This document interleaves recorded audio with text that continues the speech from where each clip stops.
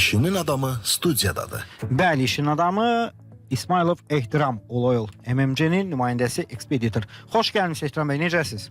Çox sağ olun, təşəkkür edirəm. Xoş gördük. Mən də sizi və dinləyicilərimizi salamlayıram. Biz də. Zamanda izləyicilərimizi də. Siz əgər həm izləyici, həm dinləyici dedisə, deməli doğrudan da bizi həm izləyirsiniz, həm dinləyirsiniz. Ehtiram bəy, devdən danışaq, biraz da Olayoldan danışaq. Buyurun. Məncə ürəyiniz doludur. Bilirsiniz tamaşaçını, dinləyicini, alıcını, istifadəçini hansı məlumatlar maarifləndirə bilər. Ona görə də mən pası sizə ötürürəm. Təbii ki, bugün bazarda avtomobil sürücülərini ən çox maraqlandıran yağ segmenti ilə bağlı, Bəli. yağ məhsullarla bağlı həm keyfiyyətli, həm davamiyyəti olan məhsul axtarılır. Çünki bir firmanın, bir markanın bazardakı göstəriciləri, keyfiyyət göstəriciləri və müştəriləri razı salma tərəfi keyfiyyəti ilə yanaşı və davamiyyətidir. Çünki heç bir avtomobil sahibi bir markanı bir müddət istifadə edib, sonra markanın bazardan çıxmasını istəməz. Keyfiyyət Heç kim, o boyda əziyyət var təbii ortada. ki. Biz də bunu davamlı müştərilərimizin də diqqətinə çatdırırıq. Dev Azərbaycan, yəni bilirsiniz, qardaş ölkənin məhsuludur, Dev Petroleum məhsuludur. 1999-cu ildən zavod fəaliyyətdədir, artıq 26 ildir. Maşallah. Böyük təcrübə, Böyük təcrübə. Mən hər detallar zaman var orada. keyfiyyətlə bağlı sual veriləndə təbii ki, bu məhsulun keyfiyyətini göstəriciləri olan hər hansısa bir yağın tərkimi qatqıları və özürlüklərindən söhbət edə bilirik. Ancaq açıqcası ustalarımız və ya müştərimiz, axırıncı istehlakçımızın sualını verəndə ki, net olaraq, yəni keyfiyyətini necə izah edə bilərsiniz? Mən hər zaman deyirəm, bir məhsulun keçdiyi yol, zaman müddəti onun ən böyük keyfiyyətinin göstəricisidir. Hər dəfə inkişaf. Bəli, çünki keyfiyyətsiz bir məhsul bazarda qala bilməz. Bu məlum məsələdir. Yəni bir məhsul artıq 20 Maksimum 1 il qalada, yəni də. Axır əvvəl çıxmalıdır da, çünki keyfiyyət yoxdursa. bir 2 aydan bir kimsə yağ dəyişsə, bir də ondan istifadə eləməyəcək. Hərənin də ən azı bir 5 dənə maşın sürən dostu var. Belə, bir də gördük bazardan çıxdı. Həm zavodumuzun artıq 26 ildir bazarda xidməti, həm şirkətimizin artıq 10 il müddətinə Azərbaycan bazarında xidməti və Dev Petroleum məhsulu, Dev çeşiddə yağların, Dev markasını bazarda təmin etməsi bu keyfiyyətin dəyərli ən böyük göstəricilərindəndir və eyni zamanda davamlı müştərinin geri gəlib Dev istəməsi. Bu çox vacibdir. Bu önəmli bir tərəfdir. Bu bizim müştərilərimizin, yəni avtomobil sahiblərinin təbii haqlı olaraq axtardıqları keyfiyyət göstəriciləridir. Biz də təbii ki, biz bunu əminliklə qarşılaya bilirik. İkinci bir tərəfdən isə mən bu günləri fürsətdən istifadə edib sürücülərimizə, avtomobil sahiblərinə bir neçə fikir demək istəyərdim. Bu çox yaxşı olar. Bəli. Bildiklərinizi bölüşün. Təbii. Bizdə təəssüf olsun ki, biz bir balaca avtomobilimizə dəmir konstruksiya nəzərdə tutaraq biraz çox ciddi yanaşmırıq. Yəni necə? Təəssüfən, yəni biz ancaq ustanın yanına gedəndə ustadan aldığımız cavab əsasında avtomobilimizin vəziyyətini Hər öz ustasına inanır.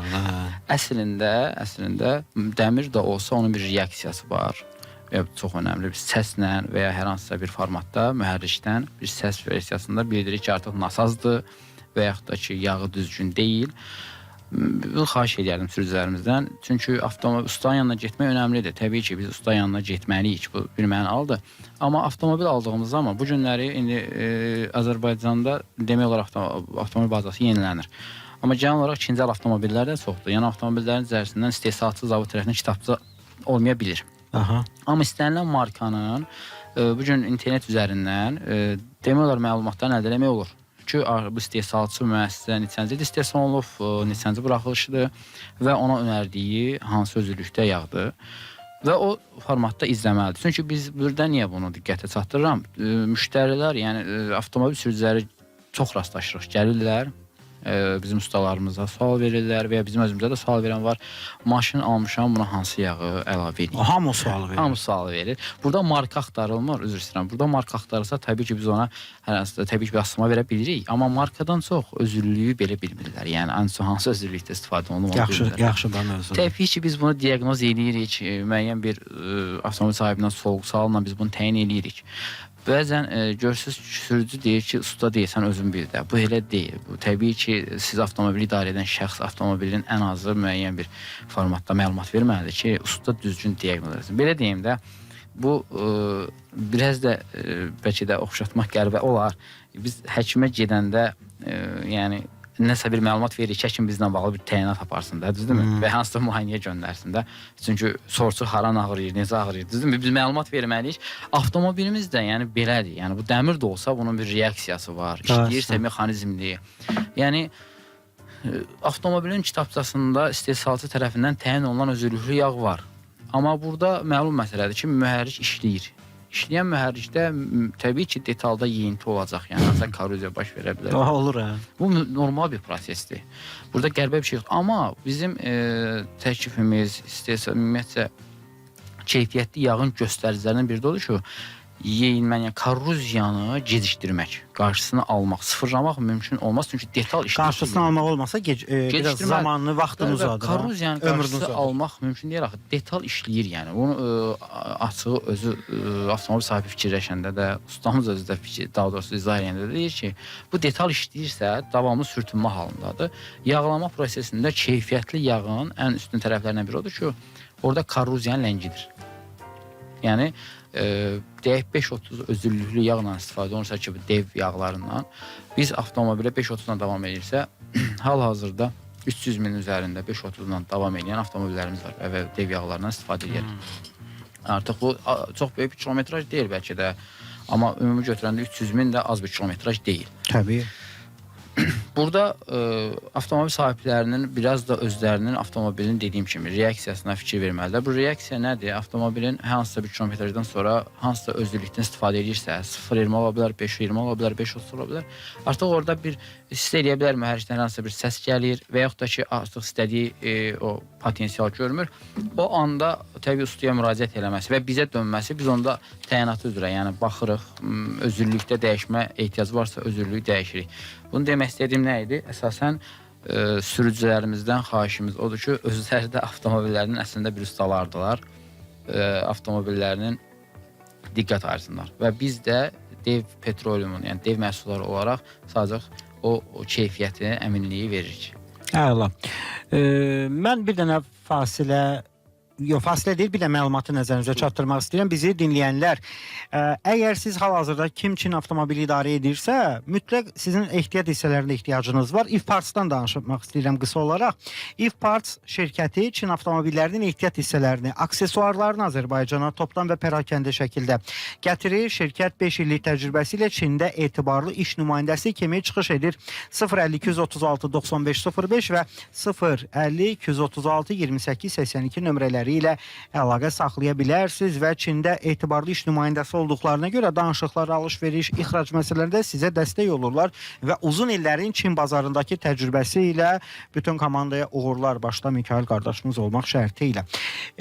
Sual, Çin avtomobillərinə, Avropa avtomobillərinə, Yapon avtomobili, Amerika avtomobili, bunların arasındakı yağların bir dəyişik belə deyim, fərqi olurmu? Məsələn, bu yağ təkcə Çin avtomobili üçündür.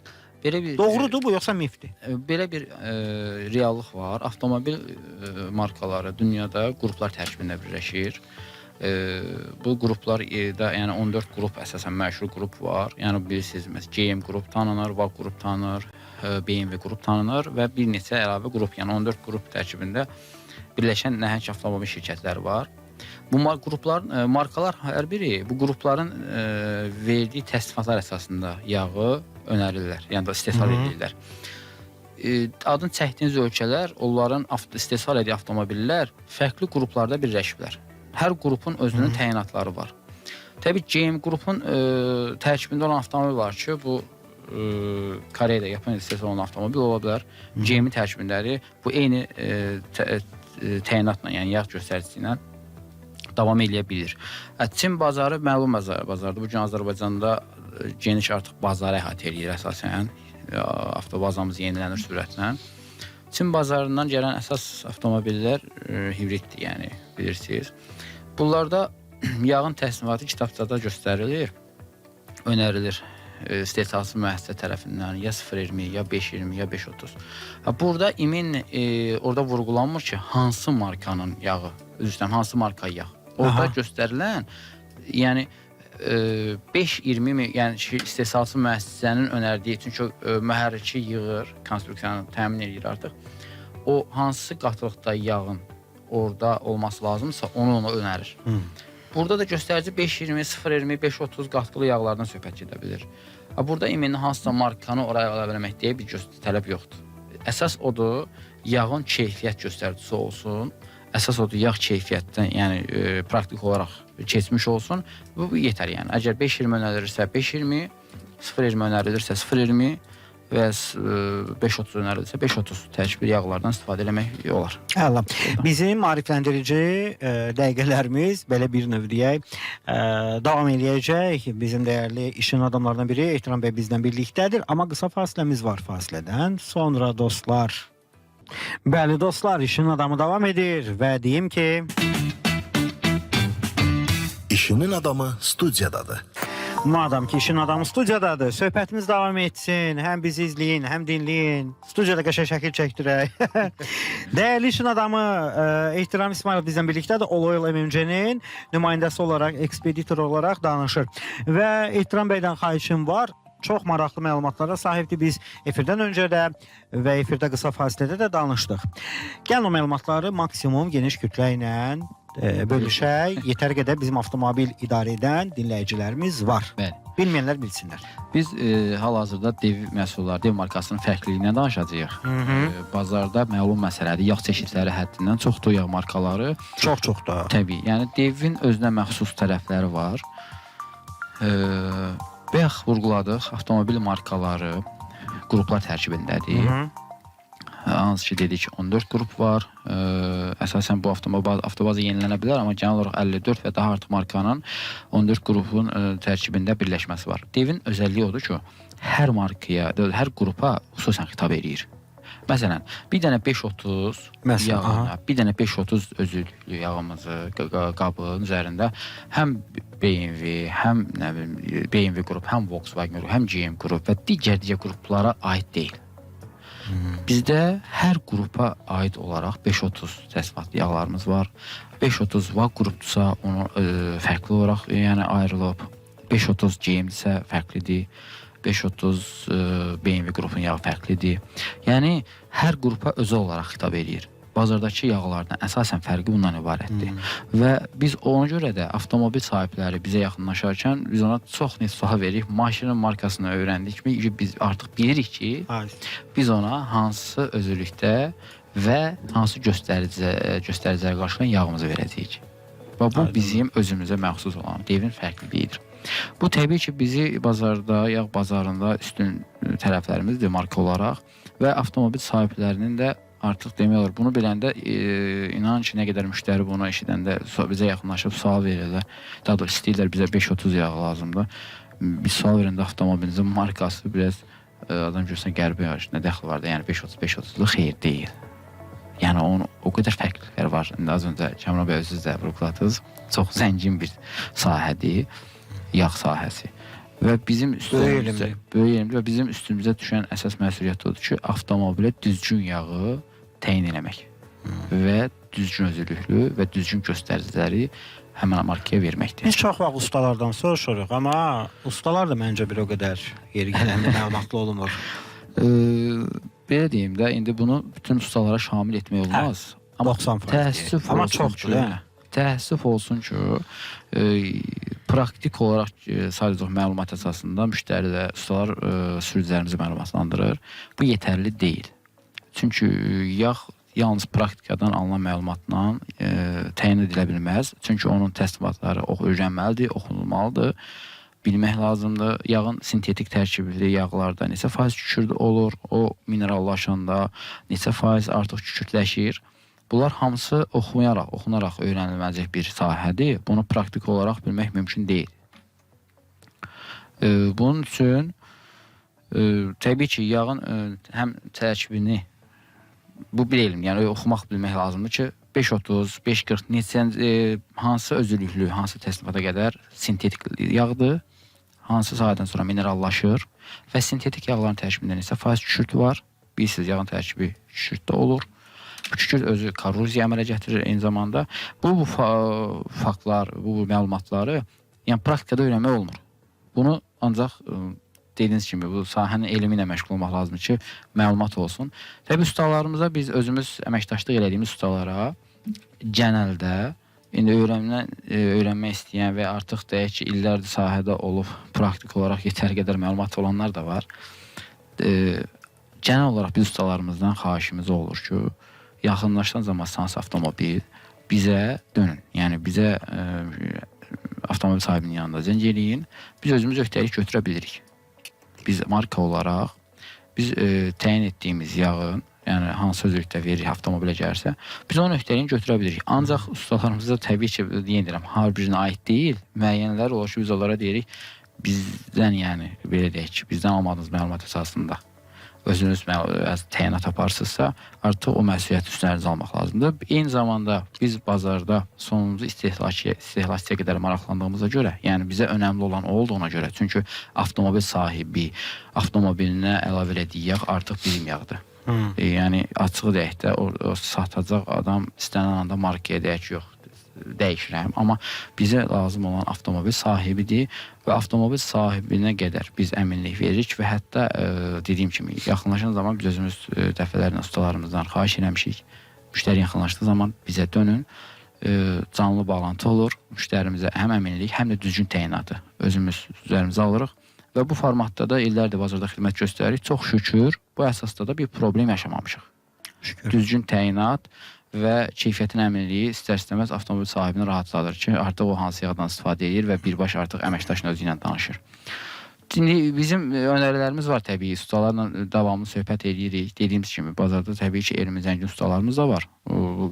Görürük, biz artıq bu bazarda neçə ildir həm bölgələrimizdə oluruq, həm şəhərimizdə, paytaxtımızda oluruq. Amma dediyimiz kimi, digər tərəfdən yalnız praktik cəhətdən aldığı məlumatlarla da təyinatlar eləyənlər var. Bu biraz yanlışdır.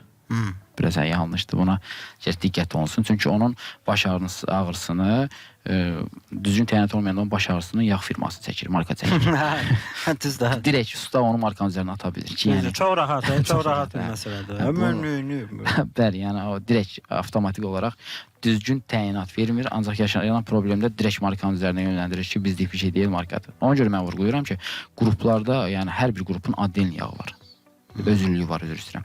Bu özürlük fərqli, yəni bunu yanlış verəndə yaşamışam bunu, mən praktik olaraq yaşamışam. Yəni ustanın səhv təyinatına görə avtomobilin mühərrikində nəsə hər hansısa bir ağır bir proses baş verməyib, amma yağda istədiyi o keyfiyyəti görməyib. Keyfiyyət deməyim, yəni nəticəni almır. Çünki düzgün təyinat getməyib, yəni lazım olan təyinat deyildi o. Qrup başqa idi, yəni.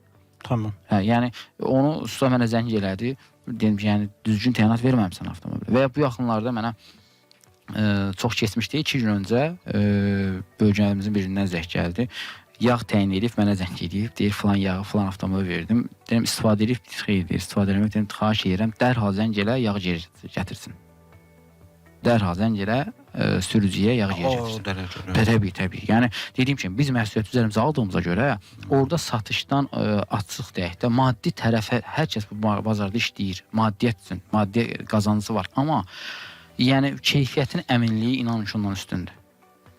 Aydındır. Yəni markanın keyfiyyəti önəmlidir. Mən o yağı dərhal geri qaytardım ki, xahiş edirəm, o yağı geri qaytarın. Şirkəti buna görə çox istəyirəm da. Həqiqətən həm savadlısınız, həm məsuliyyəti daşıyırsınız, həm də ki, belə mərd-mərdanə, özgüvənli şəkildə önə çıxırsınız. Təşəkkürlər, minnətdaram. Sonda nə demək istəyirik?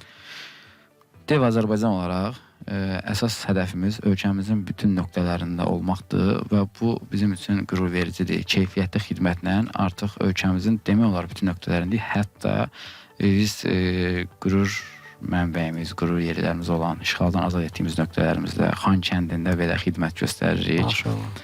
Bu Xankəndi bizim üçün bilirsiniz, yəni millətimiz üçün özəl bir yerdir. Buradan da orada bizim əməkdaşımız var. Bəhruz qardaşa salam göndəririk. Orada o xüsusən devin tərəfdaşıdır və təbii ki, digər bir tərəf Naxçıvan bazarında da dev xidmətindədir. Maşallah. Yəni, bütün Azərbaycanda var. İnşallah sərhədləri də aşıb regionda, dünyada da elə İnşallah. sizin rəhbərliyinizlə digər uğurlar da qazanarsınız. Təşəkkür. Dostlar, Ehtiram İsmailov bizimlə birlikdəydi. İşin adamı olaraq danışdı. Oloyla Mencəni nümayəndəsi ekspeditor çox savadlı Teşekkür. dostlarımızdan biri. Minnətdaram Ehtiram bəy. Buyurun. Təşəkkürlər. Xoş. Hörmətli xanımlar və cənablar, efirimiz yekunlaşır. Mən Kamran Yardanquliyevin təqdimatında sabah yenidən eşidilərik. Bildirim ki... İşinin adamı bitti.